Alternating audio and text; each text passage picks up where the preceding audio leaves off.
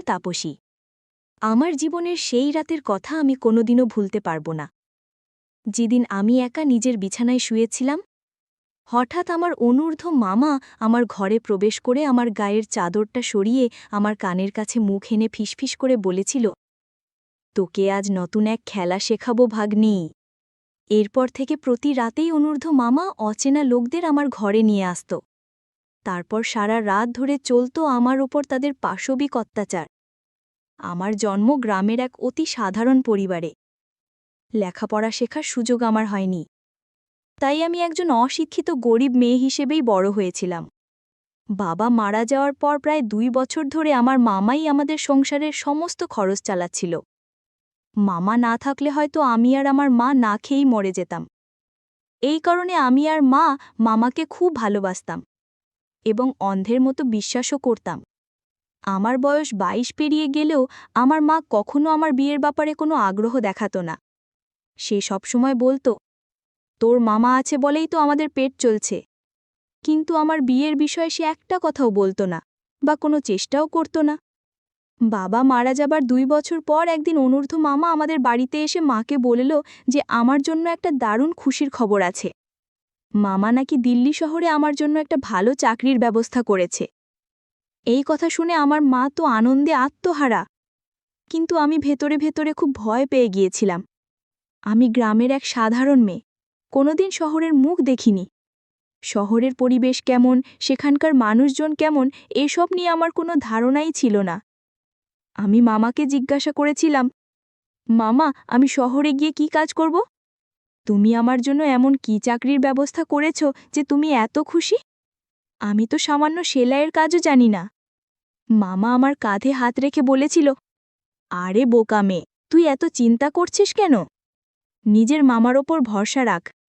আমি তোকে শহরে নিয়ে যাব, আর সেখানকার লোকেরা তোকে সব কিছু শিখিয়ে দেবে।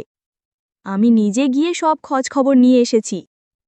তুই কিছুদিনেই সব কাজ শিখে যাবি, আর অনেক টাকা মাইনে পাবি।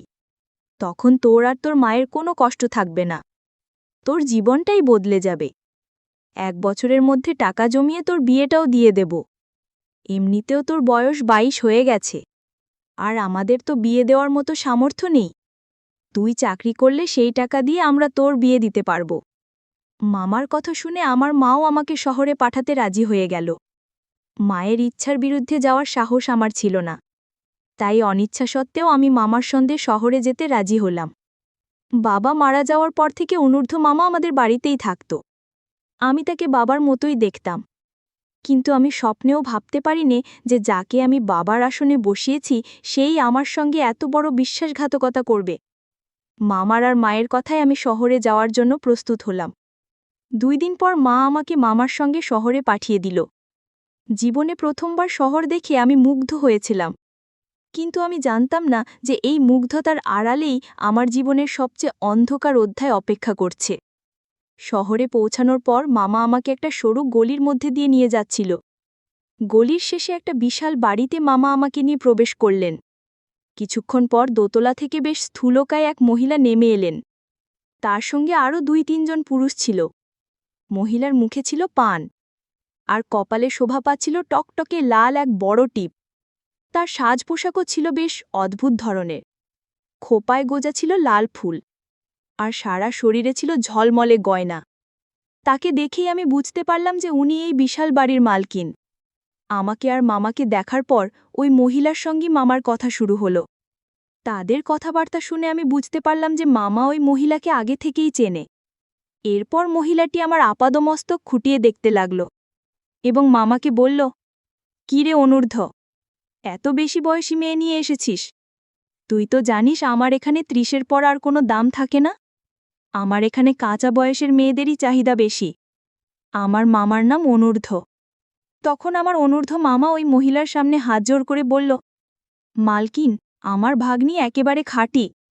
আজ পর্যন্ত কোনো পুরুষের ছোঁয়াও লাগেনি। আপনি আমার ভাগ্নিকে নিলে অনেক লাভবান হবেন। মামার আর ওই মহিলার কথা শুনে আমি বুঝতে পারছিলাম যে আমার সঙ্গে খুব খারাপ কিছু একটা হতে চলেছে। আমার মামার কথা শুনে ওই মহিলা মামার হাতে নগদ 5,000 টাকা দিয়ে বলল, এর থেকে একটা টাকাও বেশি দিতে পারবো না। ইচ্ছে হলে এই টাকাই নে। না হলে তোর ভাগ্নিকে নিয়ে বাড়ি ফিরে যা। ৫,০০০ টাকা পেয়ে আমার মামা খুশিতে গদগদ হয়ে ওই মহিলার পায়ে হাত দিয়ে প্রণাম করে যেই না বেরিয়ে যেতে উদ্যত হয়েছে, আমি সবকিছু বুঝতে পেরে মামার কাছে ছুটে যাচ্ছিলাম, এটা বলতে যে সে আমার সঙ্গে কত বড় অন্যায় করল। আমার নিজের মামা মাত্র ৫,০০০ টাকার জন্য আমাকে একটা নিষিদ্ধ পল্লীতে বিক্রি করে দিয়েছিল। আমি যখন ওই বাড়িতে থাকতে অস্বীকার করলাম, তখন ওই মহিলা তার সঙ্গে লোকগুলোকে দিয়ে আমাকে ধরে উপরের একটা ঘরে বন্দি করে রাখতে বলল। আমি কাঁদতে কাঁদতে বলছিলাম, মামা, আমি এখানে থাকব না, আমাকে বাড়ি নিয়ে চলো। তুমি আমার সাথে এমন করতে পারো না, আমাকে আমার মায়ের কাছে নিয়ে চলো। দয়া করে আমাকে এখানে ফেলে যেও না। কিন্তু আমার মামা একবারের জন্য আমার দিকে ফিরে তাকালো না। সে আমাকে সেখানেই ফেলে রেখে চলে গেল। ওই মহিলা আমাকে একটা ঘরে বন্দি করে রাখলে আমি বাড়ি ফেরার জন্য ছটপট করতে লাগলাম। আমি ভয়ে চিৎকার করে কাঁদতে শুরু করেছিলাম। আমি স্বপ্নেও ভাবতে পারিনি যে আমার নিজের মামা আমাকে শহরে আনার নাম করে একটা নিষিদ্ধ পল্লীতে বিক্রি করে দেবে। সারাদিন আমাকে ওই ঘরে বন্দি করে রাখা হলো। সন্ধ্যের পর ওই মহিলা, যাকে ওই বাড়ির সবাই মালকিন বলে ডাকত, আমার ঘরে ঢুকল। আমি তাকে দেখা মাত্রই কান্নায় ভেঙে পড়ে তার পায়ে ধরে বললাম, মালকিন, আমাকে এখান থেকে বাড়ি যেতে দিন, আমি এসব কাজ করতে পারবো না। মালকিন আমাকে সজোরে ধাক্কা দিয়ে বলল, বেশি নাটক করবি না, একটু পরেই খদ্দের আসবে, নিধি তোকে সুন্দর করে সাজিয়ে দেবে, ভালোভাবে তৈরি হয়ে থাকবি, আর আমার খদ্দেরকে খুশি করবি, এর বিনিময়ে তুই অনেক টাকা পাবি। তোকে তো আমি আর ফ্রিতে কাজ করাবো না, তাই কান্নাকাটি বন্ধ কর। আর একটা কথা মনে রাখিস, এখান থেকে আজ পর্যন্ত কোনো মেয়ে পালাতে পারেনি, তুইও পালানোর চেষ্টা করবি না, করলে ফল খুব খারাপ হবে। সেই দিন থেকেই আমার জীবনটা পুরোপুরি বদলে গেল। যা আমি কোনোদিনও কল্পনাও করিনি তাই আমার সঙ্গে ঘটল। সেই দিন রাতে আমার রুমে ৫০ বছর বয়সী এক লোক আমার উপর জোর করে ওইসব করেছিল। লোকটা যখন আমার ঘরে প্রবেশ করেছিল, তখন আমি তার সামনে হাত জোর করে অনেক অনুনয় বিনয় করেছিলাম, কিন্তু সে আমার কোনো কথা শোনেনি। সেই রাতের পর থেকে আমি অনেকবার ওই নিষিদ্ধ পল্লী থেকে পালানোর চেষ্টা করেছি, কিন্তু পারিনি। ঘরগুলোতে একটাও জানালা ছিল না। এরপর থেকে প্রত্যেক রাতে নতুন নতুন লোক আমার উপর অত্যাচার করত। এইভাবে প্রায় ১ মাস কেটে যাওয়ার পর আমি বাধ্য হয়ে এই জীবনকেই আমার ভাগ্য বলে মেনে নিয়েছিলাম। ১ মাস পর আদনান নামের ৩৫ বছর বয়সী এক লোক আমার কাছে আসতে শুরু করে। সে সপ্তাহে ৪ দিন করে আমাদের ওখানে আসত এবং আমার সঙ্গেই সময় কাটাত। তার আচরণ ছিল অন্যদের চেয়ে সম্পূর্ণ ভিন্ন। এতদিন যতজন পুরুষ আমার কাছে এসেছে, তারা কেবল নিজেদের ইচ্ছা পূরণ করেই চলে যেত। কিন্তু আদনান ঘণ্টার পর ঘণ্টা আমার পাশে বসে থাকত, আমার সঙ্গে গল্প করত। সে অনেক সময় টাকা দিয়েও শুধু আমার সঙ্গে নিজের মনের কথা বলার জন্যই আসত। তার স্ত্রী নাকি তাকে ছেড়ে অন্য এক পুরুষের সঙ্গে পালিয়ে গিয়েছিল। সেই কষ্ট ভোলার জন্যই সে ওই নিষিদ্ধ পল্লীতে আসত।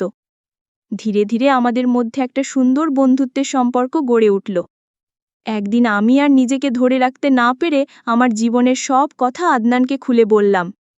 কিভাবে আমার নিজের মামা মাত্র ৫,০০০ টাকার জন্য আমাকে এখানে বিক্রি করে দিয়ে গেছে, সবটা তাকে জানালাম। এইভাবে ওই নিষিদ্ধ পল্লীতে আমার প্রায় ৭ মাস কেটে গেল।